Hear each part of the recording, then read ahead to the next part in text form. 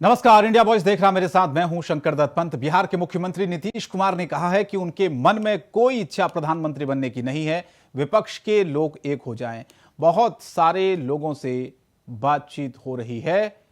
तो नीतीश कुमार से प्रधानमंत्री की उम्मीदवारी को लेकर जब उनसे सवाल पूछा गया तो उन्होंने कहा कि मेरे मन में कोई इच्छा नहीं है प्रधानमंत्री बनने की। वो ये चाहते हैं कि विपक्ष के लोग एकजुट हो, सब एक साथ आ जाएं।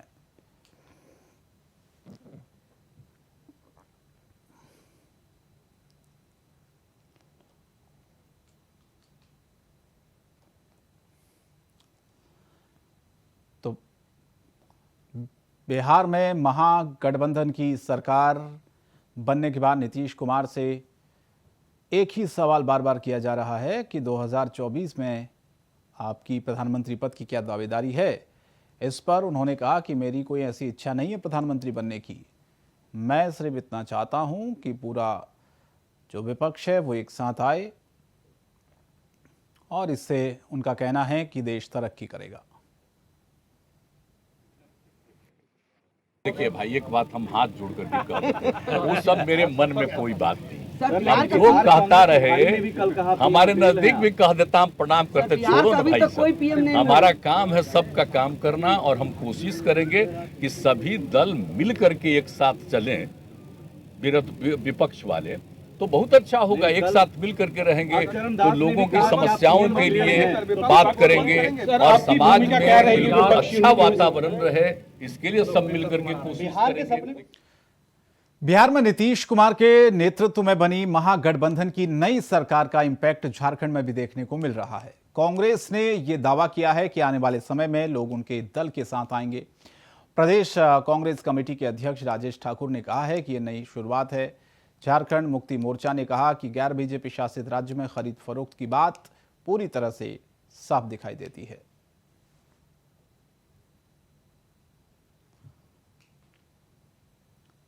तो कांग्रेस ने दावा किया, हमारे दल से भी लोग जुड़ेंगे और महागठबंधन की सरकार जो बिहार में बनी है उसका इम्पैक्ट झारखंड में भी दिखने लगा है। तो कांग्रेस के अपने अब दावे हैं। इसके बाद कहा कि लोग ज़्यादा जुड़ेंगे पार्टी से और ख़रीद फरोख्त की जो बातें पहले लगातार ये कही जा रही थी कि भारतीय जनता पार्टी पर ख़रीद फरोख्त का जो आरोप लगता रहा है, उसमें कांग्रेस हो झारखंड में या फिर जेएमएम हो या फिर आरजेडी, बीजेपी पर ख़रीद फरोख्त का शुरू से ही वो आरोप लगाते रहे हैं, सरकार को अस्थिर करने का आरोप लगाते रहे हैं। लेकिन अब बिहार में महागठबंधन की सरकार बनने के बाद झारखंड में भी आप इसका इम्पैक्ट देख सकते हैं। ये आज से नहीं, काफ़ी समय से हो रहा है। जब से हमारे यहाँ हमारी सरकार बनी है तब से ये प्रयास चल रहा है। आप मीडिया के बंधुगण भी जानते ही हैं, बार बार ऐसा प्रयास किया गया था लेकिन कामयाब नहीं हो पाए थे किसी न किसी वजह से। कुछ समय पहले भी गिरफ्तारी हुई थी इसी खरीद फरोख्त को लेकर और इस बार तो कई लोग बिल्कुल सामने आ गए हैं, सारी बातें सामने आ गई हैं, इसमें छुपाने की कोई बात नहीं है। और हाल में ही महाराष्ट्र में जो घटना हुई और इसके पहले भी कई ऐसे राज्यों में जहाँ पर भाजपा का शासन नहीं है वहाँ इस तरह का हो चुका है। मैं नीतीश कुमार जी को इस अवसर पर बधाई देता हूं। उन्होंने एक सराहनीय कदम मैं नीतीश कुमार जी को इस अवसर पर बधाई देता हूं। उन्होंने एक सराहनीय कदम मैं नीतीश कुमार जी को इस अवसर पर बधाई देता हूं।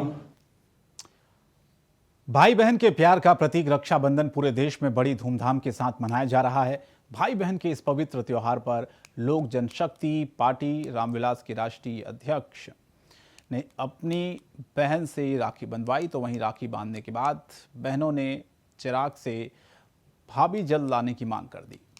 इस मौके पर चिराग पासवान ने मुख्यमंत्री नीतीश कुमार पर हमला बोलते हुए कहा कि उनको 16 महीने लग गए डिसाइड करने में कि वो सीएम रहेंगे या नहीं रहेंगे। साथ ही चिराग पासवान ने कहा कि शपथ से पूर्व उन्होंने कहा था कि अब विकास होगा, मतलब पहले विकास नहीं हुआ था क्या? सवाल पूछा चिराग पासवान ने।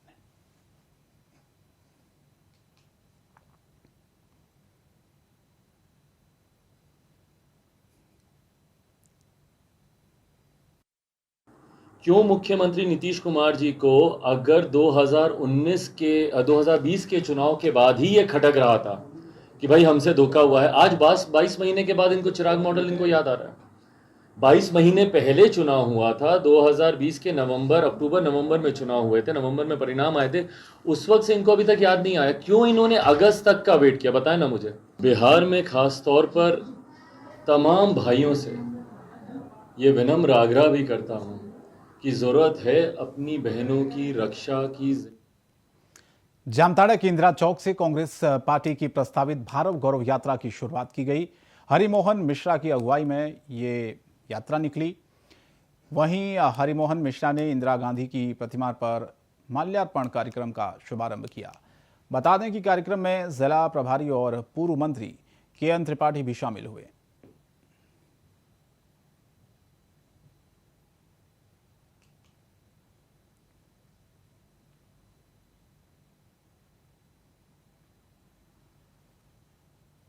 तो भारत गौरव यात्रा की शुरुआत जामताड़ा में की गई। हरिमोहन मिश्रा की अगुवाई में ये यात्रा निकाली गई। जामताड़ा में इंदिरा गांधी की प्रतिमा पर पहले सभी ने माल्यार्पण किया और उसके बाद इस यात्रा की शुरुआत की।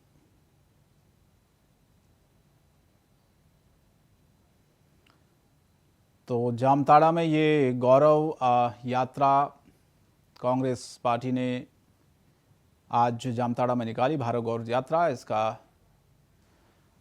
तो भारत गौरव यात्रा इसका नाम दिया गया, जो कि जामताड़ा में आज निकालेगी। तमाम जो कांग्रेसी थे वो आज इसमें शामिल रहे। और साथ ही साथ बता दें, इंदिरा गांधी की प्रतिमा पर पहले उन्होंने माल्यार्पण किया और उसके बाद अपने इस यात्रा की शुरुआत की। हरिमोहन मिश्रा जिनकी अगुवाई में यात्रा निकाली गई। आज भी कांग्रेस 70 वर्षों से देश को सशक्त करने के लिए, मजबूत करने के लिए, देश को ऊंचाई पर ले जाने के लिए, विश्व का सबसे शक्तिशाली राष्ट्र बनाने के लिए आज भी प्रयासरत है। तो आज हम लोगों का गौरव यात्रा पूरे भारतवर्ष में 9 अगस्त से 14 अगस्त तक निकला हुआ है। तो जामताड़ा के इस मिही जाम में आज हम लोगों ने यहाँ पर निकाला है और यह यात्रा भोजन के बाद फिर इन लोग प्रारंभ करेंगे। आज भी कांग्रेस पूरे देश में कांग्रेस पार्टी का जो कार्यक्रम है हमारा, ये पूरी तरह से सफल है। गौरव यात्रा और ये कांग्रेस के पूरे देश में, जामताड़ा जिला में कांग्रेस पार्टी के गौरव को बढ़ाएगी, गौरव को ऊंचा करेगी, देश के गौरव को ऊंचा करेगी।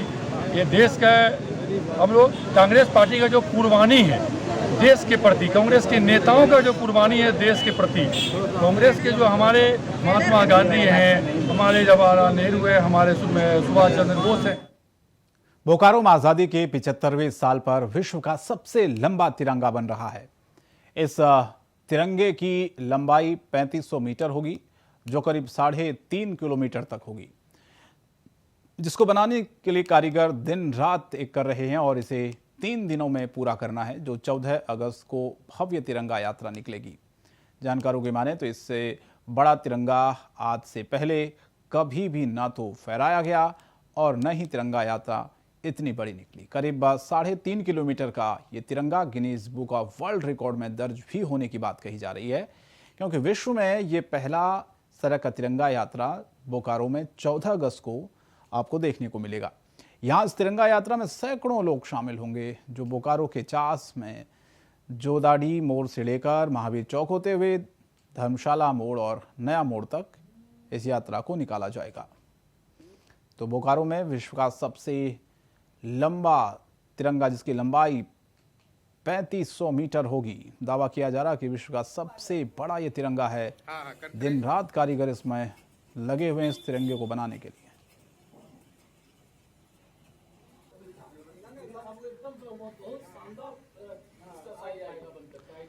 तो बोकारो में Guinness book of world record में भी ये तिरंगा दर्ज हो सकता है, क्योंकि सभी जो कारीगर हैं वो इस तिरंगे को बनाने में लगे हुए हैं। 3500 मीटर इसकी लंबाई होगी तिरंगे की। अब तक का सबसे बड़ा ये तिरंगा बताया जा रहा है, जिसमें रात दिन मेहनत की जा रही है, क्योंकि 14 तारीख को तिरंगा जो एक यात्रा है वो निकाली जाएगी और उसी दिन के लिए इस तिरंगे को तैयार किया जा रहा है। तो 3500 मीटर इसकी लंबाई बताई जा रही है। खबर रोहतास से, जहां पर जिला मुख्यालय कलेक्ट्रेट के सामने बीजेपी का प्रदर्शन हुआ है। नीतीश कुमार को आरजेडी के साथ मिलकर सरकार बनाने के विरोध में यह प्रदर्शन है। बीजेपी के लोगों ने जनादेश से विश्वासघात करने का आरोप लगाया। पलटू हैं बिहार के सीएम नीतीश कुमार, ये आरोप लगाया है नीतीश कुमार पर बीजेपी ने।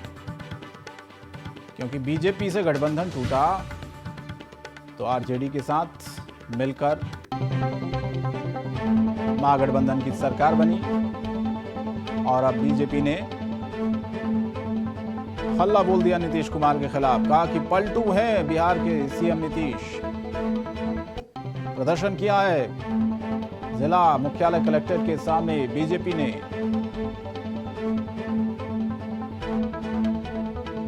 तो आरजेडी के साथ नीतीश कुमार गए तो विरोध किया है बीजेपी ने, जिसमें कहा कि बीजेपी के लोगों ने कहा कि जनादेश से विश्वासघात किया है और सीएम नीतीश कुमार पलटू हैं। बिहार में बीजेपी का दामन छोड़कर नीतीश कुमार जैसे ही अलग हुए, बीजेपी ने भी मोर्चा खोल दिया है उनके खिलाफ। अब ये प्रदर्शन भी किया और नीतीश कुमार पर आरोप लगाया कि वो पलटू हैं और विश्वासघात जनादेश जो बिहार की जनता ने दिया, उस जनादेश का विश्वासघात किया जनादेश के साथ, ये आरोप बीजेपी ने लगाया और कहा कि सीएम नीतीश कुमार पलटू हैं। तो जिला मुख्यालय कलेक्ट्रेट के सामने बीजेपी ने यह प्रदर्शन किया है, जिसमें नीतीश कुमार को आरजेडी के साथ मिलकर सरकार बनाने का यह विरोध और बीजेपी ने नीतीश कुमार के खिलाफ मोर्चा खोलते हुए कहा कि नीतीश कुमार पलटू हैं।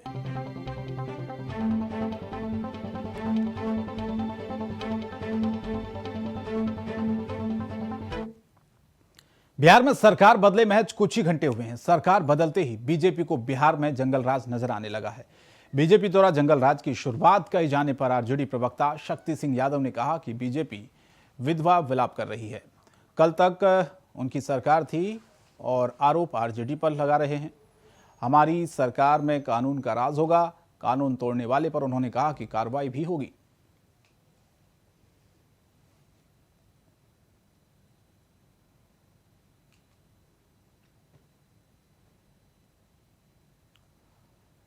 तो सत्ता से दूर जाते ही बीजेपी को जंगल राज दिखा। पहले आरजेडी ने कहा कि सरकार थी बीजेपी की, तब उनको जंगल राज नहीं दिखता था, लेकिन अब जंगल राज बीजेपी को बिहार में दिखने लगा है और कहा कि सरकार जो महागठबंधन की बनी है उसमें कानून का राज कायम रहेगा। अगर कोई भी कानून को तोड़ेगा तो उसके खिलाफ कार्रवाई होगी।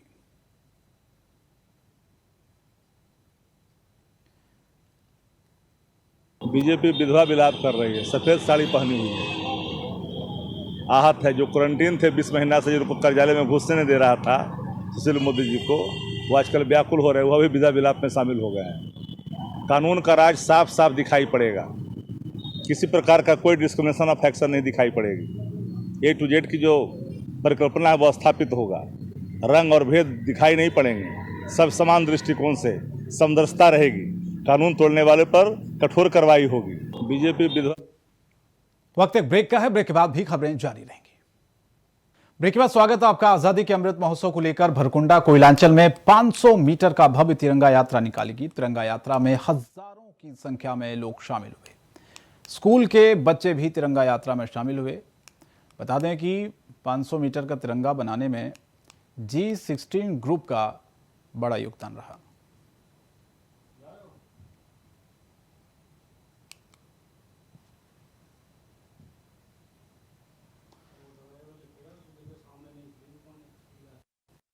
आज़ादी के अमृत महोत्सव के 75वें साल पर पूरा देश आज़ादी का महोत्सव मना रहा है, उत्सव मना रहा है। इसके उपलक्ष्य में हर घर तिरंगा फहराना है और साथ ही सब में उत्साह और जज्बा को लवरेज करने के लिए, सब में जागरूकता फैलाने के लिए इस 500 फीट की तिरंगा यात्रा को हम लोग गोकुंडा की धरती पर।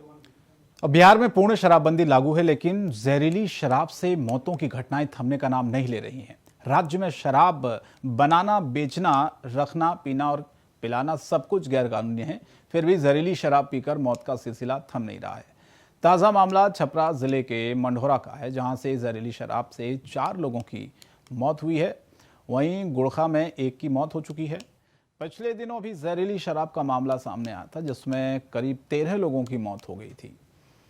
तो शराबबंदी के बावजूद भी आप ये देखिए किस तरह से जहरीली शराब पीने से लोगों की मौतें हो रही हैं। छपरा में भी जहरीली शराब का कहर देखा गया। यहाँ भी 5 लोगों की जहरीली शराब पीने से मौत हुई है। तो हालांकि अभी जो स्थिति है उसमें बताया जा रहा है कि आंकड़ा बढ़ सकता है। जितने लोगों की अभी मौत हुई है, 5 का आंकड़ा सामने आया है। कई लोगों की हालत इसमें अभी भी गंभीर बनी हुई है। फिलहाल सभी को अस्पताल में भर्ती कराया गया है।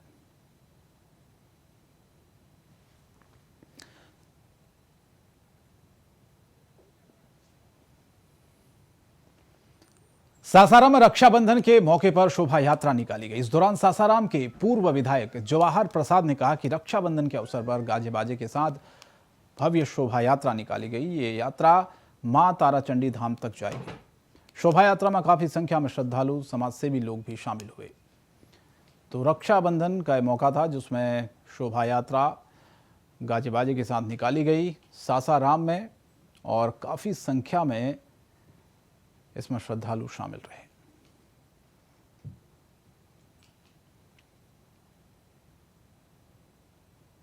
49वां बरस आज शोभा यात्रा मां ताराचंडी की ओर प्रस्थान कर रहा है प्रसाद चढ़ाने के लिए।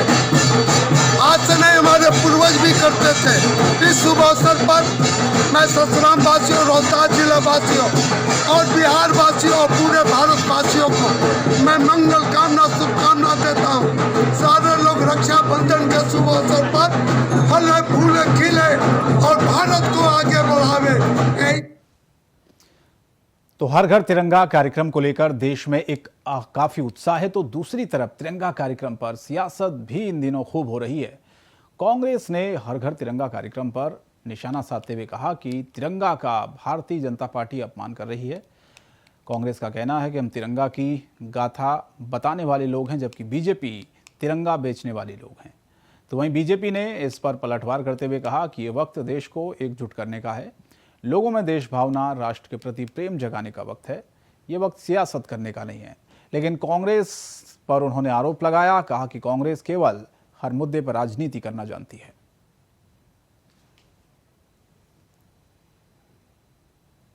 फिलहाल बुलेटिन में इतना ही। इंडिया वॉइस पर खबरें जारी हैं। नमस्कार।